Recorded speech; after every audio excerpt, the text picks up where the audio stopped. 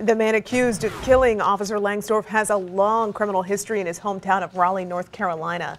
News 4's Russell Kinsell is continuing our coverage tonight from Clayton with an in-depth look at Bonet Meeks' background.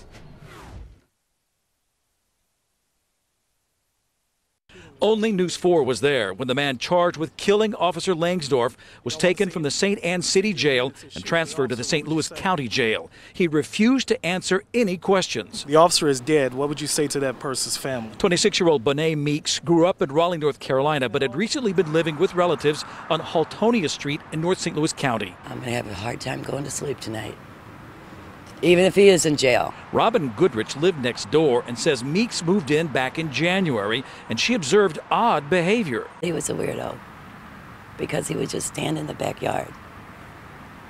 And I mean, it's 0 out.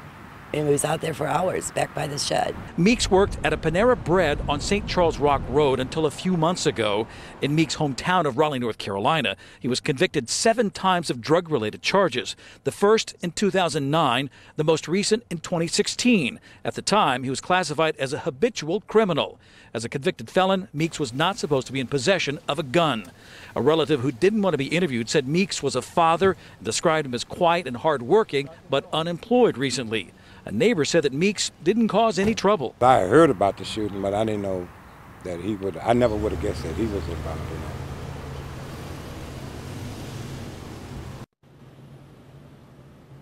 When Meeks was arrested, police say he confessed to killing Officer Langsdorff. I spoke with a relative of Meeks who said that the entire family was devastated and felt very sorry for Officer Langsdorff's family. Live in Clayton, Russell Kinsell, News 4.